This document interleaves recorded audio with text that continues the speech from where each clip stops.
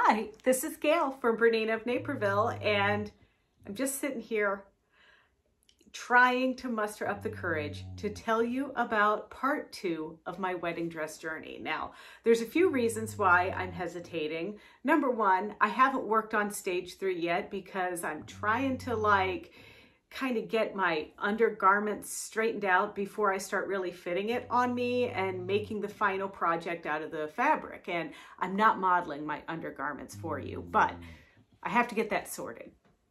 However, I'm getting all of these private messages and people coming into the store and whatever, just wanting a little bit to know about what happened after the drunken phone call. So I had all these plans. I was gonna maybe make something, maybe kind of talk to you while I do this. And I just sit here. I painted my nails. I did that off camera. Look at that. No Band-Aids for me. I'm working on it, okay? Camilla is snoring away. So I can't do this. All right. I don't know what I'm so nervous about talking to you about cakes, because isn't that what I promised you? I promised you about the different wedding cakes. Well, so we haven't officially picked our caterer or anything, but our wedding is going to be on New Year's Eve, 12/31. 2022. So I was kind of thinking that we would go with the mirror ball theme. Amy had picked out a cake that was super cute that had some clocks on it. I also saw another one that was kind of not made of gingerbread, but the cake was pretty simple, but it had gingerbread house cookies around it. But I think I'm going to go for the disco ball, the mirror ball, man. New Year's Eve. I'm going to bust that dance table on fire. If I can stay up that late. Oh God, I know. I'm just really pausing and procrastinating a little bit on the real elephant in the room. Okay, so to really feel like you are in this story, I really do have to tell you about the plot of my book, Stopping Inertia. So it takes place in 3 time frames, basically. The first time frame is about 1973. And that is where we meet Inertia's real life parents. Inertia is a girl. You'll learn that in just a minute. Then in 1955 is a flashback sequence, but there is a very pivotal thing that happens in 1955. And then in 1994, 3, our story surfaces again. So, all right, I'm going to do a dramatic reading for you. Are you ready? You better be, okay. When a baby is born, a complete surprise to her parents, particularly her father, who is only days away from retirement, Henderson and Rebecca Sampson do the bare minimum to care for their daughter. Their lack of safety precautions sends the baby flying from their car when her father swerves to miss the family's cat. Found in the woods by a beautiful recluse, Grace, who has a tortured past and an unrequited secret, the baby is named Inertia, and Grace cares for her as if she is her own, aided by a friend, Betty Ann. 20 years later, only weeks away from her college graduation, Inertia receives a call from Aunt Betty informing her that Grace's life rests on Inertia's shoulders. Sifting through her mother's past, she finds an old journal detailing Grace's intense romantic affair with a thieving gypsy performer named Ronaldo, which resulted in an extraordinary curse that continues to threaten her. Inertia must quickly save her mother and all of those around her, including Gina, Inertia's new best friend. Set against the backdrop of Saddle Mountain, Stopping Inertia takes us on a journey through the past and into the world of gypsies, circus performers, and unanswered love. It values the binds of friendship and questions our perception of true love and true parentage. Oh, and just one more thing. Chris was master of the Diablo, which is what our hero Ronaldo was master of. But really what you're missing there is a romantic love affair with a thieving gypsy circus performer named Ronaldo. because Chris and I once did a play in high school where he played the hurdy-gurdy, and he was kind of, you know, the embodiment of this guy. Now, I'm not going to tell you he is really nothing like this guy, but there was something about the fact that I romanticized this story because I was really thinking about what happened to Chris. So I had a little bit of alcohol, and I called him. I slammed him twice. Anne Maria's like laughing her butt off the whole time. And then I didn't really think anything of it. I didn't think another thing of it. Actually, I thought about it all night. I worried about it all night. I was like, what did I do? Oh my goodness. But life goes on. Had to get up the next morning, woke up, brushed my teeth, took a shower, took 2 showers to wash the Jack Daniels off, and got over to the hospital. So I was just walking into the hospital when I saw that I had a Twitter alert. That's right. My only social media that I had at this time was Twitter. I didn't get Twitter. I never really made a tweet or a tweetle or whatever, but I creeped on people and I tried to write poetic things in 140 characters or less. So I get a message. I think it might have been written on my wall or whatever, and it's written in kind of like Renaissance speak from a mysterious ponytailed man. That's right. Chris Donahue tweeted me or twittered me the next day. And it said something like, methinks you are the same Gail from Miss Philpy's drama class. It wasn't maybe, it was more poetic than that, I promise. But I was like, oh my God, oh my God, oh my God. He found out. He knows that I called him. How on earth would he have possibly have found this out? Okay. So I have the same name as my dad. My dad's name was Gail, and my name is Gail. When I used to live with my parents, we had the same name. So my dad never changed his caller ID, but there we go.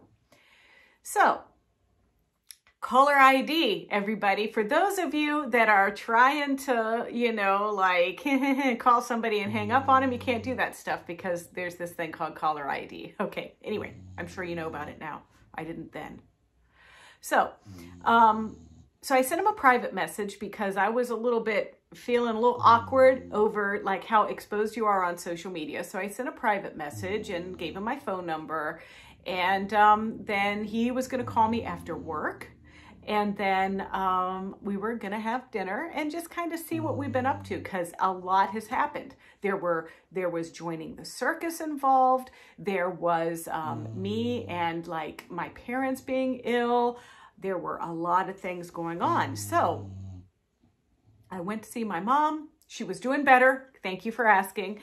And my aunt and uncle had also come to visit that morning. So I had some help for the first time in a few months helping with my mom. So my Aunt Catherine and Uncle Tony, who have now both passed on, were very nice and gracious and everything enough to come down and help me with my mom. So I was like, is it okay if I go out to see an old friend that I haven't seen in forever? And they're like, yes, you deserve a break or whatever. So couldn't concentrate a whole lot that day. But, you know, I wasn't like a total idiot. So anyway, went back home, probably tried on 5 different things just to, you know, because like one thing looked like too sexy. One thing looked like I was going to clean the house. Another thing looked like, I don't know. So I can't even exactly remember what I wore, but I think it was something from Free People. I think you can count me in on that. I remember I looked pretty cute. Wasn't trying to look too cute. And so, you know, we're texting, and that was when you had to text like A, B, C, D, E, F. I had a BlackBerry. You know, I thought I was like super high tech. So somehow with that technology that was available, we were able to connect that he was going to come to my house and pick me up, or my parents' house. Now, this, one of the things that I think that is kind of funny is that every once in a while, and I don't think Chris remembers this, but I don't know how he cannot remember this. He used to drive a Chrysler K car, no chrome, totally just like basic bare bones car. And he, occasionally would just stop by my house at the end of the day, and he would come up on the porch and, you know, see what's up. And I just remember my mom being like, "Oh, dear God, Gail, would you put on some pants?" Not to me, I was wearing pants, but my dad wasn't. So anyway, Chris had made that trip, that walk up our stairs many times. And so my parents had an enclosed porch. I paused because we ended up fixing that later on. But anyway, so my parents had this like enclosed porch, and it was like this aluminum like louver things that you would open like an old motorhome. God, it was just so ugly. But anyway, the door never, ever, never, ever opened past like 3/4 of the way. So here comes Chris pushing on the door, knocking on the door. Here he is. And you know what? He still had long hair, still had his ponytail, and was still quite a gentleman because he introduced himself to my aunt and uncle and talked to them, and it was really nice. So we went out. I had not been to this area. I'm from Arlington, Virginia. So this was in the Arlington, Virginia area. I haven't been there in years. And so we went to this, this new restaurant that was in Clarendon. Now, when I was a kid, the only thing in Clarendon was a Sears and a place where we got our shoes and a place where you got keys made. That's about it. But now Clarendon is like, even now, let's flash forward another like 12 or 15 years. Clarendon is like the new Georgetown. It is like where all the party people go on the weekend, but it was just up and coming at that time. So we went to a restaurant there and just started talking. And I had learned that, first of all, he did join the circus. He did. It was true. He was juggling and teaching trapeze at Club Med, fire juggling, very saucy things he was doing. And he slept in a place where the roof was dripping down on his head. And he's like, "What am I doing?" And he did this for a while. So it took him a while to realize, what am I doing when I'm trying to sleep and this thing is dripping on my head? And then, like, as life would have it, he is like, I think I need a real job. I need to do something that is going to be more of an adult kind of job. So he got a job in IT. Lucky him, because there weren't a lot of people doing that then. So he was doing well for himself. And the reason why he was living in his parents' house is because he bought his parents' house. His parents were living in a luxury skyscraper in Arlington somewhere else. And he had turned the basement into a wine cellar. There was all kinds of stuff going on there.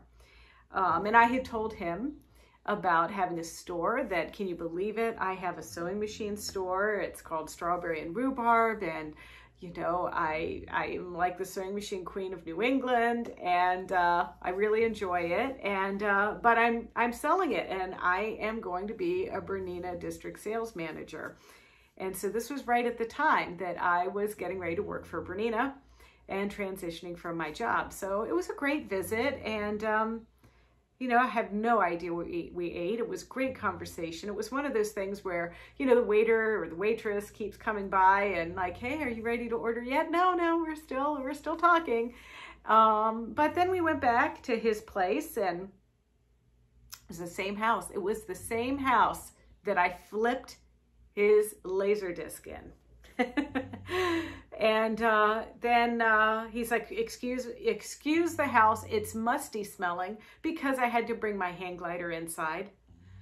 Some things never change. Well, this is a foreshadow to my life coming up.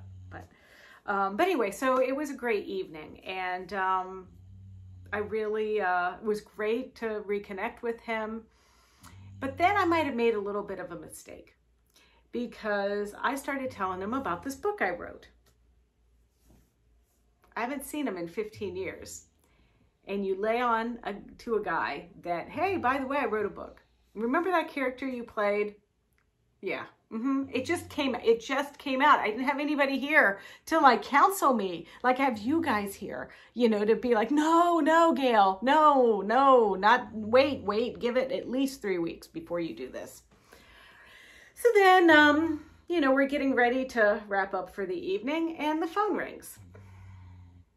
And I didn't answer it because, you know, who would ever call at like 9 o'clock at night? But then it keeps ringing. And it keeps ringing. And it keeps ringing. Because that was my husband calling. Okay, all right. That's enough story for tonight. I promise next time when I meet you again for the 4th installment of the dress, I'm actually going to make something. So hopefully my undergarments will be around by then and we can start working on the final fabric. But until then, don't forget to check out our Bernina of Naperville YouTube channel. It's easy. It's youtube.com/Bernina of Naperville. And there you can share your Bernina love story, watch some tutorials, and if you are still willing to subscribe to our channel after installment 4, well then, I guess we're really friends. Anyway, thanks for listening. See ya.